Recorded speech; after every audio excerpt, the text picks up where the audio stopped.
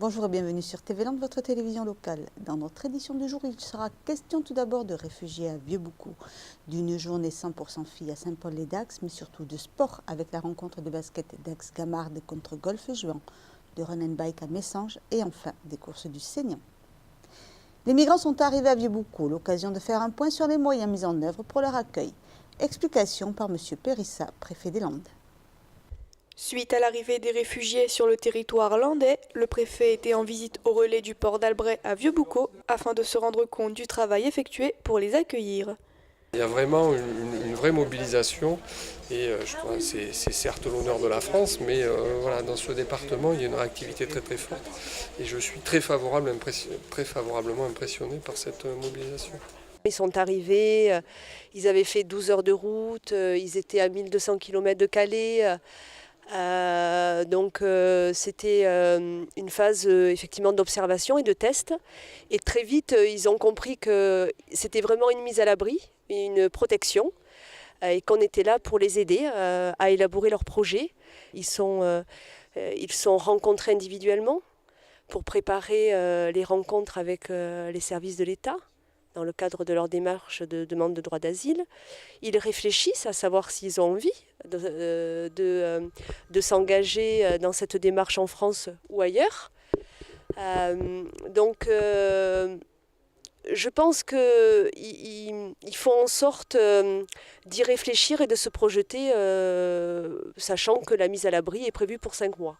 Il faut qu'on explique tout ceci, qu'on clarifie les situations et qu'on leur dise qu'il y a des capacités à être reconnus comme réfugiés en France, à bénéficier de ce statut, de la protection et tout ce qui va avec, tout l'accompagnement qui va avec. Le préfet était aussi là pour revenir sur certains points parfois mal interprétés. Ces gens qui sont là, on les accueille avec les moyens financiers de l'État, avec l'engagement des bénévoles, des collectivités, et que ce n'est pas un accueil au détriment d'autres populations endogènes, landaises, mais c'est simplement un accueil supplémentaire à des gens qui sont dans des situations très dégradées, très délicates, à laquelle on répond de manière humaine, très simple. Vous avez vu, et nous verrons les locaux, il n'y a rien de somptuaire, avec l'engagement de tout le monde. La France a aussi une réputation en tant que territoire défendant les droits de l'homme et territoire d'accueil, donc il est logique et légitime que ça se fasse également dans les Landes, et il est tout à fait agréable de voir qu'effectivement c'est possible, que ça peut se monter très rapidement, de manière très efficace, avec des gens très motivés, très mobilisés, quelles que soient leurs conditions, qu'ils soient élus, qu'ils soient associatifs ou qu'ils soient simples bénévoles. Ils sont autonomes, ils sont respectueux, ils sont responsables. Ils se sont énormément appropriés l'environnement, ils ont des vélos à disposition, ils partent, ils savent qu'ils sont libres. Oui, ils ont envie, ils font d'énormes efforts pour pouvoir parler français. Nous aussi, on fait d'énormes efforts pour pouvoir parler oromo. Donc il y a une rencontre. Voilà. Et c'est vrai que cette richesse humaine, c'est vraiment notre cœur d'intervention. Place aux filles, une journée contre les inégalités hommes-femmes et les violences faites aux femmes, organisée par la ville de Saint-Paul-les-Dax, s'est tenue le 29 octobre. L'occasion pour ces dames et demoiselles de prouver leur talent dans des activités sportives ou encore artistiques.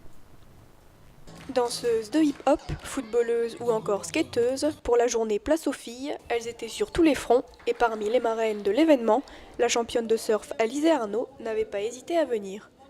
J'ai commencé le surf il y a plus de 10 ans et c'est vrai qu'il fallait que je fasse ma place au milieu de tous ces hommes. Donc j'ai connu ça au début, c'est vrai que c'était difficile, j'étais pas trop acceptée dans l'eau. Maintenant il y a de plus en plus de filles de par ça et puis après j'ai connu les inégalités par rapport aux sponsors femmes-hommes. Donc c'est un sujet que je connais bien et qui me tient à cœur. Le but de la journée était de dénoncer toutes les inégalités qui perdurent entre hommes et femmes à travers des activités qui ont tendance à être associées aux garçons. C'est vrai qu'aujourd'hui, la journée Place aux filles est placée sous le sport parce que c'est un public assez jeune. Et c'est vrai qu'on ne voulait pas les embêter avec de longs discours, tout ça. Et le mieux, c'était de faire des activités avec une remise de prix. C'était et une journée pour les filles, mais c'était plutôt réservé aux filles. oui, voilà, c'était en l'honneur quoi des filles, et donc il y avait des compétitions. Pour que les filles s'intègrent plus dans les sports de garçons en fait. Comme les garçons ils disent que c'est un sport de garçons, ils pensent que les filles vont pas réussir. C'est pour ça que je m'y suis mis aussi. C'est pour montrer aux garçons que les filles peuvent être plus fortes que les garçons aussi. On est sur des sports assez masculins encore malheureusement, mais c'est vrai que c'est pas une question d'être meilleur, les filles meilleures ou garçons meilleurs, c'est juste d'être égaux. Une journée consacrée aux filles mais ouverte à tous pour faire tomber les a priori et faire évoluer les mentalités. Au début on avait un peu peur qu'il n'y ait que des filles, mais il y a des garçons donc c'est encore mieux quoi, c'est génial qu'il y ait les deux. J'ai eu pas mal de petites filles qui sont venues, plus des jeunes de 11-12 ans que des grandes, et c'est bien, elles sont intéressées donc c'était sympa, de bons échanges. Ça serait bien qu'il y ait plus de journées comme ça, c'est vrai que les filles justement ça leur permet de voir des marraines ou d'autres filles qui ont eu cette expérience comme moi et de partager avec elles et justement de faire évoluer à petite échelle, mais c'est bien. Il y a 15 ans j'étais la seule fille dans l'eau, maintenant on est en pourcentage je dirais 20%, 30%, donc ça évolue bien et surtout les garçons, vu le niveau du surf féminin, les garçons nous acceptent beaucoup plus qu'à l'époque. Ouais. Ça a vachement évolué positivement quoi. La journée s'est terminée en toute convivialité et le comité espère que les filles auront su reprendre confiance en elles.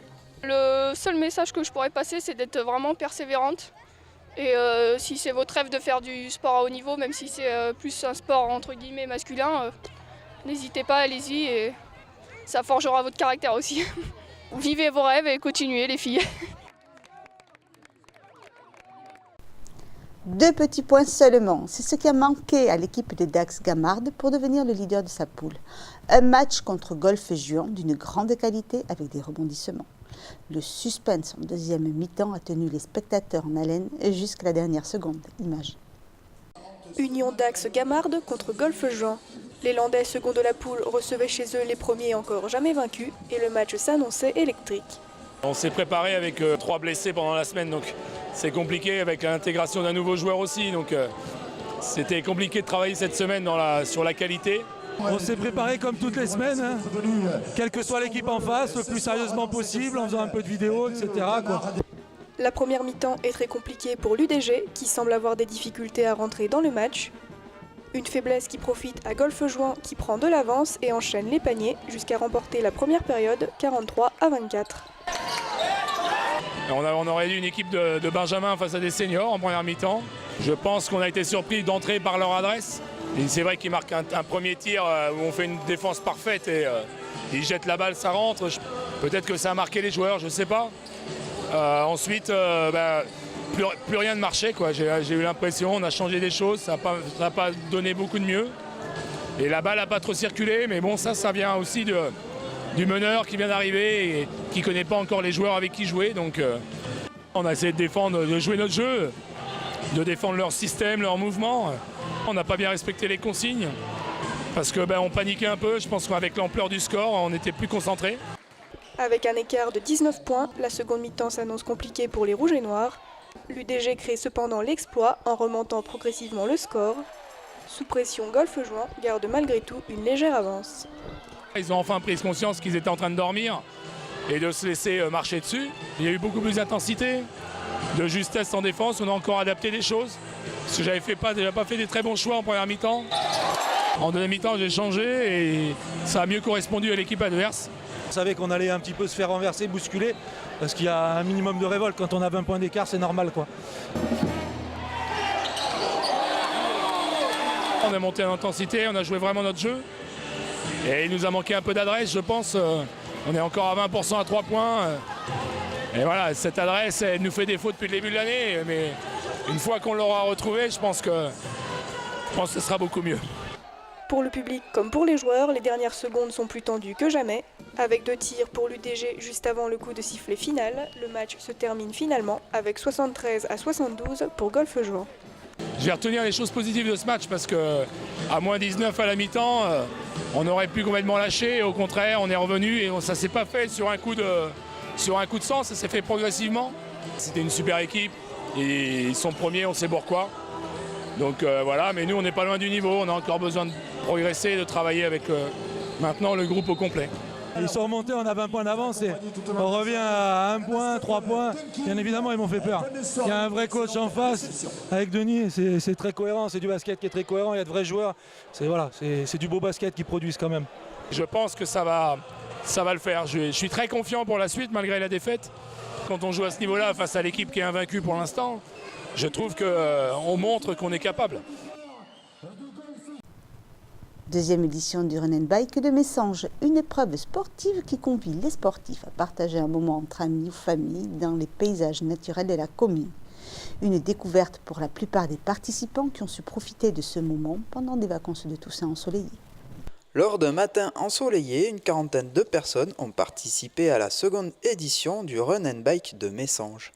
Une course de 10 km qui associe le cyclisme et la course à pied à travers un paysage landais. Le parcours de Messanges est très campagnard, on va dire, puisqu'on longe l'étang, on longe les campings, on passe au milieu des vaches de Messanges. Donc c'est un parcours qui est très agréable, qui n'est pas spécialement dur. Il y a quelques passages de sable, mais bon, ça se passe bien, c'est des petits 50 mètres, beaucoup de pistes cyclables et beaucoup de chemins, on va dire, stabilisés, on va dire, hein, du sous-bois. Je connaissais déjà un petit peu les chemins parce que je les parcours pendant le week-end en VTT, mais sinon, ouais, j'aime bien. Franchement, c'est un beau parcours, pas trop compliqué. Il était bien balisé, il est agréable, il relance bien. Il y avait du sable, mais assez dur, donc on ne perdait pas trop de temps sur le parcours et ça s'est bien passé. Puis c'était agréable, entre la mer et les dunes, là, c'était sympa. C'est vraiment agréable, ça fait travailler autre chose et ça change un peu de la course basique. Ah, il y a deux, trois passages, voilà, deux, trois passages de sable moins évidents que les autres, mais non, dans l'ensemble, c'est un parcours pour tout le monde. Pour les petits comme pour les grands, cette course reste avant tout un moment de découverte et de partage. C'est pas une épreuve de compétitive, en fait, c'est une découverte, c'est du loisir, donc c'est surtout familial. On a une maison ici à Messanges et on a profité de la semaine de vacances pour voilà. Et ça nous permet de découvrir Messanges et un parcours très sympa et qui a plu à tout le monde. On voulait se tester, on est en train de découvrir, ça fait pas longtemps qu'on court ensemble et on essaye de le motiver aussi, d'avoir des bons résultats et puis voir ce qu'on peut faire, quoi.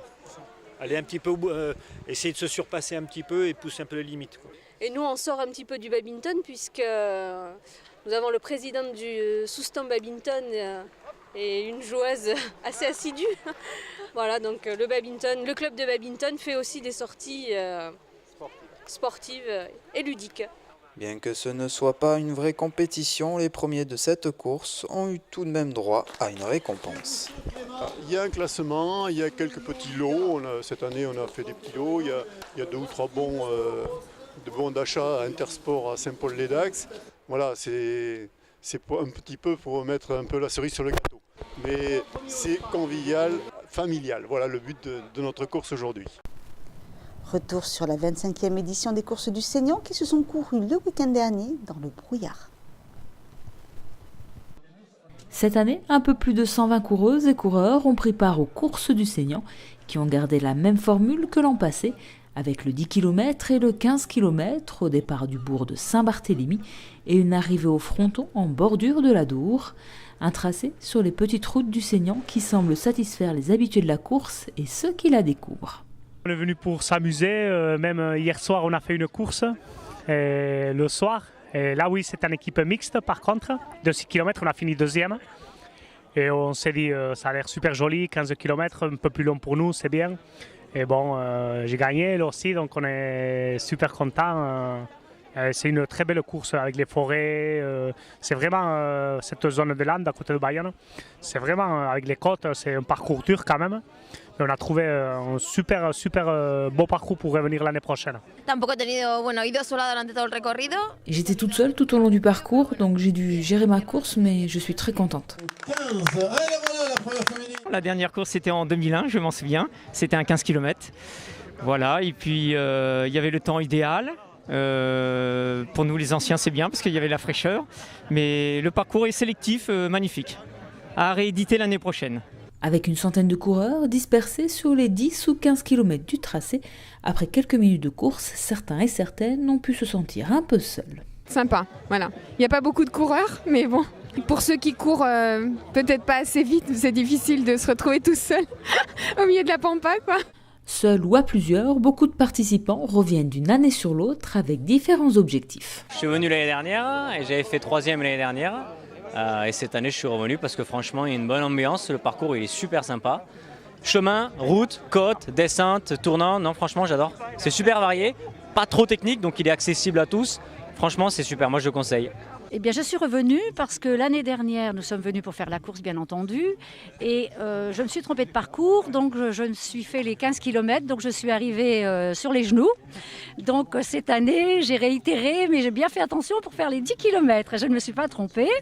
J'ai mis 57 minutes, donc je suis contente de moi. Je la trouve quand même agréable, très agréable, mais quand même un petit peu difficile parce que 2 km de plat et après on se tape 2 grandes côtes.